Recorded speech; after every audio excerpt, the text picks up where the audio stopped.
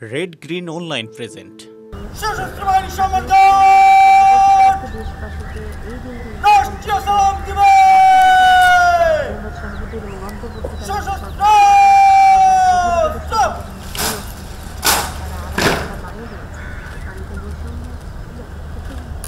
সশস্ত্র বাহিনী সম্মান অস্ত্র অস্ত্র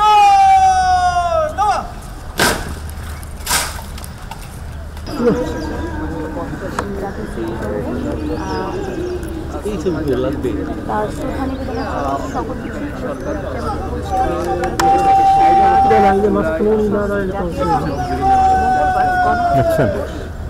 লোক দুটো কি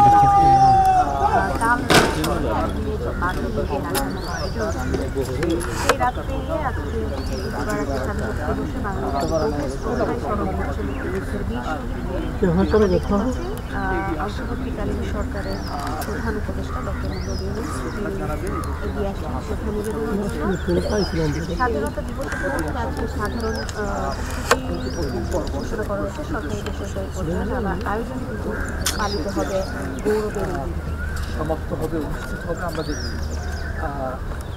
প্রধান উপদেষ্টা ডক্টর মোহাম্মদ ইউনূস এই মুহূর্তে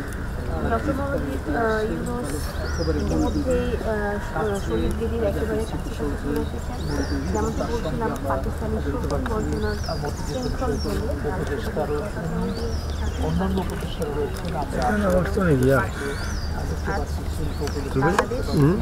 আমার সাথে অনেক বাংলাদেশের যাত্রা করেছে সেই হিসেবে এবারের স্বাধীনতা দিবসটি খানিকটা ভিন্ন এবং 24শে জুলাই অভ্যুত্থানের পথ ধরে তরুণ প্রজন্ম এখন স্বপ্ন দেখছে বৈষম্যহীন নতুন বাংলাদেশ নির্মাণে।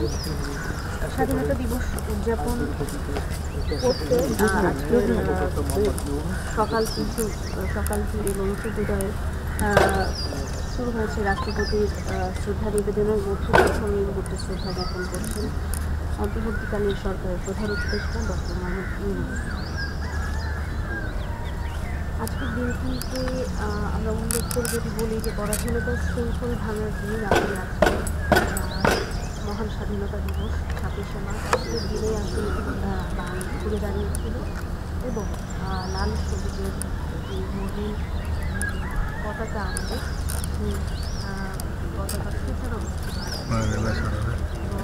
সশস্ত্র বাহিনী সম্মান দেশবাসীকে এই দিনটি রাষ্ট্রীয় সালাম দিবে সাংবাদিক এবং সশস্ত্র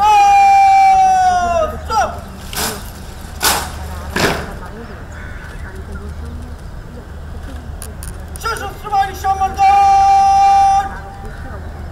অস্ত্র অস্ত্র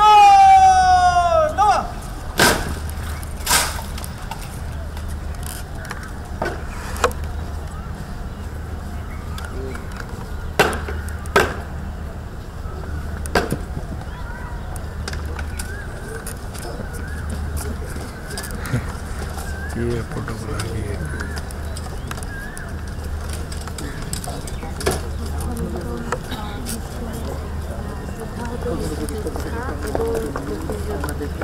শহীদদের পরিবার মুক্তিযুদ্ধ শহীদদের পরিবারের কাছে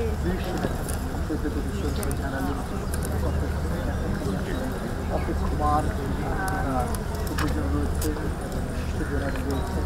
মুক্তিযোদ্ধার পরিবার করেছেন এবং আমরা দেখছি। এই বিশেষ প্রতিবেদনটি যদি আপনাদের ভালো লেগে থাকে অথবা উপকৃত হন তাহলে অবশ্যই এই চ্যানেলটি সাবস্ক্রাইব করুন এবং লাইক, কমেন্ট ও শেয়ার করে রেড গ্রিন অনলাইনের সাথেই থাকুন। Thanks to everyone. Red green online.